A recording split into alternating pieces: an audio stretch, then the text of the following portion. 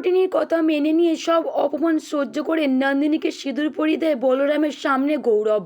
হ্যাঁ বন্ধুরা, পরশম ধারাবাহিকে আজকের পর্বে দেখানো হয়েছে জমজমাট এপিসোড। এদিকে টোটিনির কথা মেনে গৌরব বিয়ের মণ্ডপ পর্যন্ত এগিয়ে যায়। ওদিকে বলরামকে চিৎকার করে নন্দিনী জানিয়ে দেয় যে প্লিজ আপনি পিঁড়িটা ছাড়ুন। তখনই পান পাতা সরিয়ে শুভদৃষ্টির সারে গৌরবের সঙ্গে নন্দিনী মালা বদল করে 7 পাক ঘুরে বিয়ের পিঁড়িতে বসে পড়েন নন্দিনী গৌরব। ওদিকে পরশুরামের বন্ধু বলরাম চুপচাপ দাঁড়িয়ে দেখছে, নিজের মনের কষ্ট বুকে চেপে রেখে। বলরামের সামনে গৌরব নন্দিনীর স্মৃতি থেকে টিকুলি সরিয়ে শটাং সিঁদুরটা পরিয়ে দেয়। বলরাম চুপচাপ দাঁড়িয়ে দেখছে আর চোখে জল সে ধরে রাখতে পারছে না। ঠিক তখনই ভূমি নন্দিনীর স্মৃতিতে সিঁদুর পরা মাথাটা চাপা দিয়ে দেয় একটা কাপড় দিয়ে। এদিকে গৌরব ভীষণই মজা পাচ্ছে, কারণ দুজন ভালোবাসার মানুষকে এক হতে দেয়নি। এদিকে নন্দিনীর চোখে জল কেন? তবে কি তারা অপমান করেছে বলে এমন কুৎসিত মেয়েকে তাদের বাড়ির বউ করে নিয়ে যাচ্ছে বলে, নাকি বলরামকে সে কাছে পায়নি তার জীবন সঙ্গিনী হিসেবে?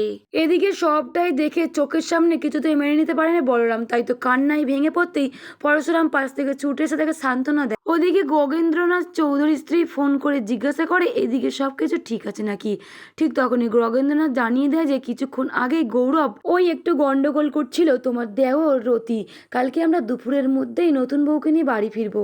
এদিকে গৌরবের মা জানিয়ে দেয় তোমরা সাবধানে ফিরো কিন্তু নতুন বউ। জানো তো আমার মনের মধ্যে একটা কু ডাকছে, কেন জানি না। এদিকে গৌরবের বাবা জানিয়ে দেয় যে আমি তো আছি, কিছুই হবে না, আমরা ঠিক সময়ে পৌঁছে যাব বললাম তো। এই কথা বলেই ফোন রেখে দেয়। ওদিকে গৌরবের মায়ের মনের মধ্যে টেনশন পালছে, কারণ নন্দিনীর আগের স্বামীটা যে নন্দিনীকে ছেড়ে চলে গেছিল, নাকি গৌরবের আগের স্ত্রীর কথা নন্দিনী জেনে যাবে বলে, সেই জন্যই গৌরবের মা টেনশন করছে।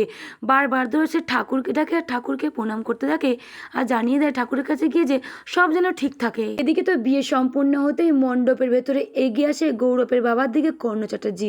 চিৎকার করে জানিয়ে দেয় যে আর একটু আগে হলে তো আপনার ভাই সবটা ক্যাচাল করে দিচ্ছিল। আপনি আমার দিকে তাকান, আমি কি বলছি ভালো করে আপনি শুনে নিন। কোনো মতে নন্দিনীকে খেলিয়ে খেলিয়ে আপনার বাড়িতে নিয়ে গিয়ে তুলুন, তারপরে আপনার বাড়িতে নিয়ে গিয়ে আপনার মতো খেলা চালিয়ে দিন, ঠিক আছে? তার আগেই তো সব খেলাটা বানচাল করে দিচ্ছিল আপনার ছেলে, আপনার ভাই, আপনার ভাইয়ের বউ। আপনাদেরকে নিয়ে আর পারা যায় না। ঠিক তখনই গগেন্দ্রনাথ জানিয়ে দেয় যে ইয়াং ছেলে তো রক্ত গরম, মাথা ঠিক রাখতে পারেনি, তাই চিৎকার করে চেঁচামেচি করে জানিয়ে দিয়েছে। আর তাছাড়া একটা অচেনা ছেলে তাকে গয়না দেবে, তাকে গয়না পরিয়ে দেবে, পিড়ি করে চাগিয়ে তুলে আনবে, নিশ্চয়ই ওদের মধ্যে কোনো সম্পর্ক আছে ভাব ভালোবাসার। কর্ণ চ্যাটার্জির এই কথা শুনে মাথা ভীষণই গরম হয়ে যায়। আরে না না, ওদের মধ্যে কোনো ভালোবাসা টালোবাসা কিছু নেই। হয়তো বলরাম বলে ছেলেটি একতরফা ভালোবাসতে পারে, কিন্তু নন্দিনী না, নন্দিনী এরকম মেয়েই নয়। নন্দিনীর সঙ্গে আপনার ছেলের বিয়েটা আমি দিয়েছি ভালোবাসার জন্য নয়, আমরা এই কেসের থেকে বাঁচার জন্য। ঠিক তখনই আরাধ্যা পাশ থেকে কথা শুনতে পেয়ে এগিয়ে আসে কর্ণ চ্যাটার্জির দিকে আর চিৎকার করে জানিয়ে দেয় যে বাবা আপনি এখানে কেন? আপনি বাসঘরে যাবেন না? আপনার কি মন্তব্য শুনি। আরাধ্যাকে কর্ণ চ্যাটার্জি বুঝিয়ে বলে আমার কি বয়স আছে নাকি বাসঘরে যাবার জন্য? তোমরা ইয়াং জেনারেশন, যাও তোমরা কি ফুর্তি আমোদ করো, আমাদের ওই বয়সটা নেই। আর কর্ণ চ্যাটার্জি আরাধ্যাকে বুঝিয়ে পাঠাতে দেবে বাসঘরেতে। আরাধ্যা ফের পিছন ফিরে তাকিয়ে কর্ণ চ্যাটার্জির কাছে এসে জিজ্ঞাসা করে বিয়ের মণ্ডপে তো আমি আপনাকে দেখতে পাইনি, আপনি কোথায় গেছিলেন? ঠিক তখনই কর্ণ চ্যাটার্জি আবারও বুদ্ধি কাটিয়ে আরাধ্যাকে বলে দেয় যে একটা নতুন কাজ এসেছিল, কাজটা খুব ব্যস্ত ছিলাম, কল এসেছিল আর্জেন্ট, তো তাই জন্য। আরাধ্যাকে বুঝিয়ে কর্ণ চ্যাটার্জি বাসর ঘরে পাঠিয়ে দেয়। এদিকে গগেন্দ্রনাথ চৌধুরী কর্ণ চ্যাটার্জিকে জিজ্ঞাসা করে কি এমন আর্জেন্ট কল এসেছিল। ঠিক তখনই ওখানে আসে বিজিত এসে কর্ণ চ্যাটার্জিকে জিজ্ঞাসা করে কি এমন কল আর কে কলটা করেছিল এত আর্জেন্ট যে আপনাকে বিয়ের মণ্ডপ ছেড়ে ওখানে চলে যেতে হলো।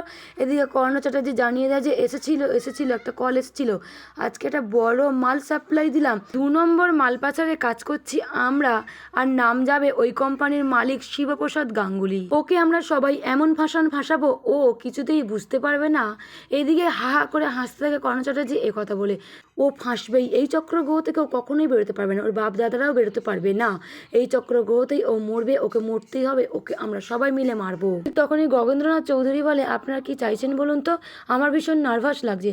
এদিকে কর্ণ চ্যাটার্জি জানিয়ে দেয় যে নার্ভাস হবার কিছু নেই, আপনি নার্ভাস ফিল করছেন কেন? আচ্ছা আপন যান বাঁচা, এই কথাটা নিশ্চয়ই আপনি শুনেছেন। আপনার জীবনটা আপনি বাঁচান আর আপনার নতুন বউকে আপনি কিভাবে ঘরে নিয়ে যাবেন সেটা এগিয়ে যান। হাতে তুড়ি মেরে বলে দেয় যে আমি এমন নাচ নাচাবো না, আমার হাতে সুতো, নাচবে ওই পরশুরাম। এদিকে তার বাসর ঘরের মধ্যে সকলে আনন্দ ফুর্তিতে মেতে উঠেছে। ওদিকে পরশুরামকে মারার জন্য মরণ ফাঁদ তৈরি করেছে কর্ণ চ্যাটার্জি। তবে কি পরশুরাম বুঝতে পারবে?